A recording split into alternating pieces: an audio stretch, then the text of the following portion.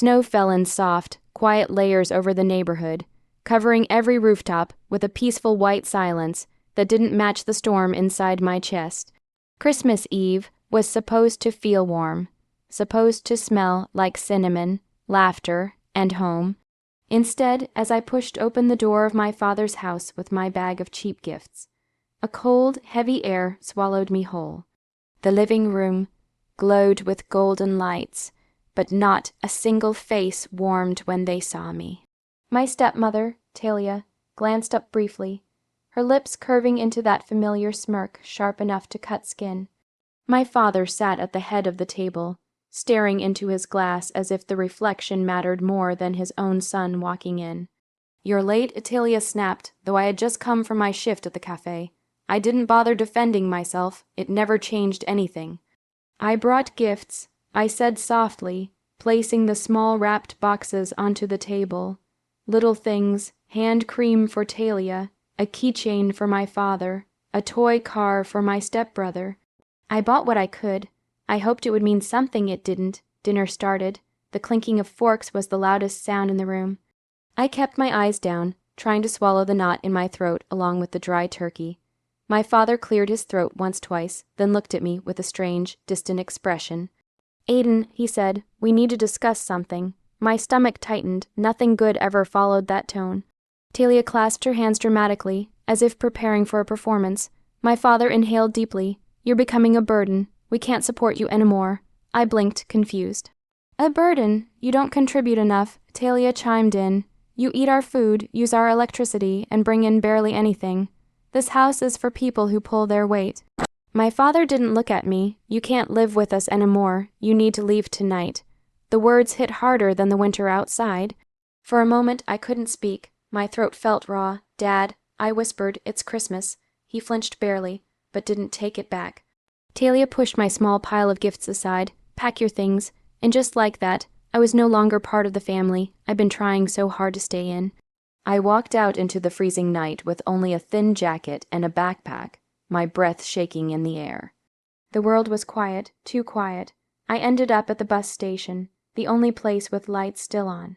I sat on a cold metal bench, hugging my knees, trying not to cry. Christmas lights blinked across the street, cheerfully mocking me. That was the night I realized something painful and true. Home isn't always where you grow up. Sometimes it's the place you're forced to find after everything breaks. The night dragged on like a slow, cruel punishment. Every passing car sprayed cold wind toward the bench I curled up on, my fingers numb and my mind aching. I must have drifted in and out of sleep, because the sky eventually shifted from pitch black to a dull, cloudy gray. Christmas morning, people walked by with warm coats, hot drinks, families, and smiles. I pulled my jacket tighter, pretending that helped. I was so focused on keeping myself from shivering that I didn't notice the man approaching until his shadow fell over my shoes. I looked up, startled. He was older, maybe late 50s, with silver hair tucked under a wool hat and eyes that studied me with quiet concern.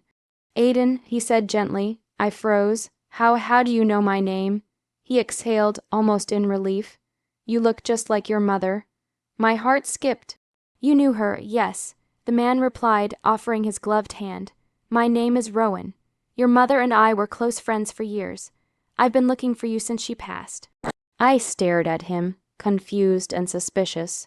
"Why?" "Because she wanted me to," he said simply, "and because she trusted me with something important for you." My breath caught. This couldn't be real, not after last night. Rowan noticed my hesitation and sat on the bench beside me, leaving space. "I saw you outside your father's house last night. I didn't want to interfere until I was sure you needed help." I let out a bitter laugh. "Trust me, I need help." He nodded toward the street. "Come with me. You shouldn't be out here in this cold."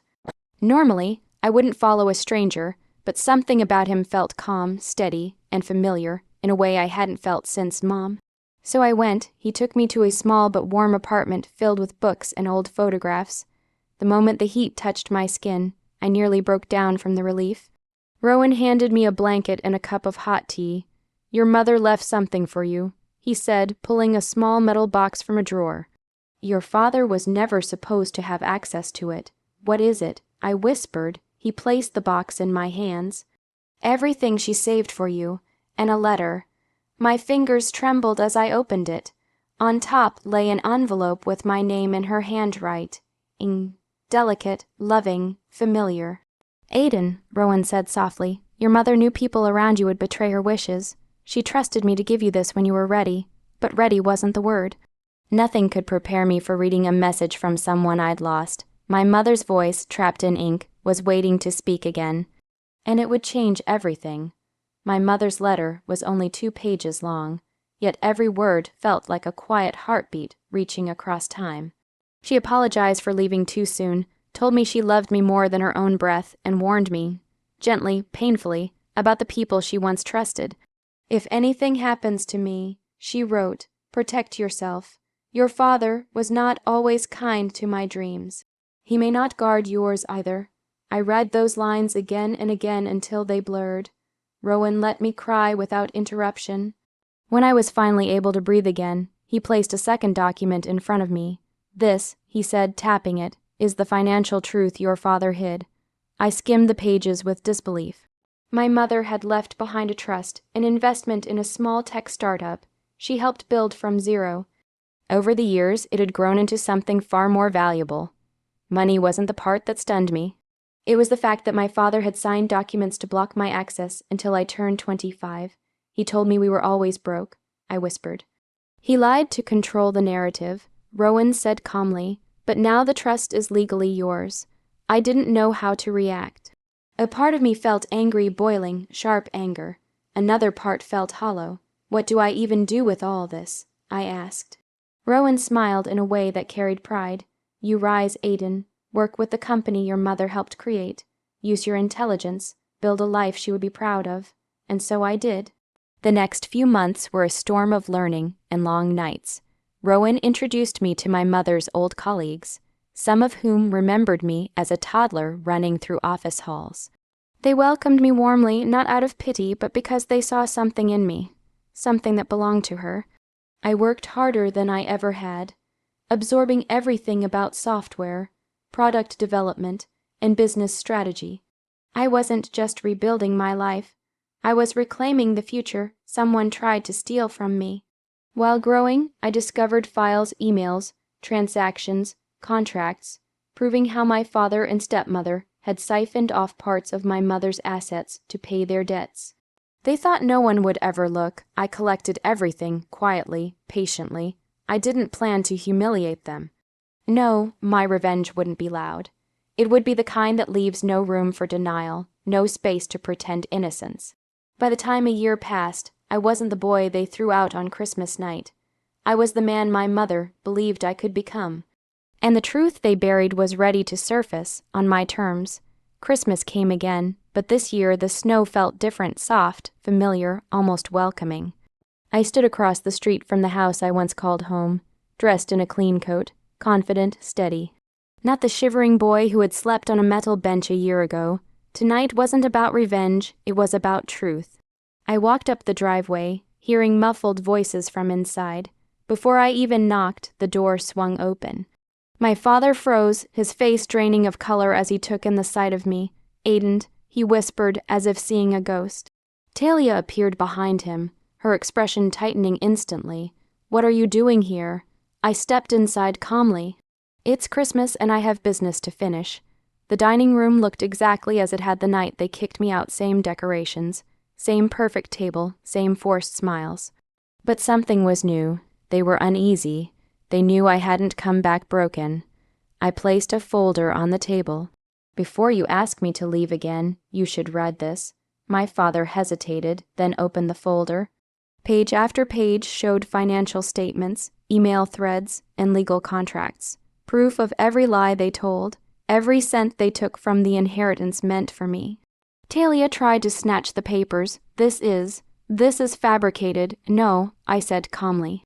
I had professionals verify everything. You used my mother's money to pay off your gambling debts. You blocked my trust illegally. And Dad's, I paused, meeting his shaking eyes. You let it happen. My father looked like he had aged 10 years in one moment. Aiden, I didn't know what I was signing, Talia said. She said what you wanted to hear. I cut in. But the law doesn't care about excuses. Talia's voice went sharp. What do you want? Money? I almost laughed. I don't want a single rupee from either of you. The trust is in my name now.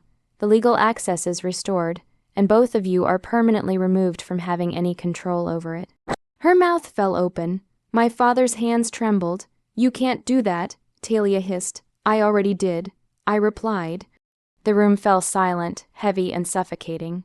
Finally, I took a slow breath. I didn't come to gloat. I came because I needed closure. They stared at me, confused. I forgive you, I said. Not for them, but for myself. But you will never hurt me again. I turned and walked out, the cold air brushing over my face like freedom. As I stepped into the snow, Rowan's car pulled up. He smiled at me with quiet pride. I looked back once. Not with pain, not with anger, just peace. My life no longer belonged to the people who threw me away. It finally belonged to me.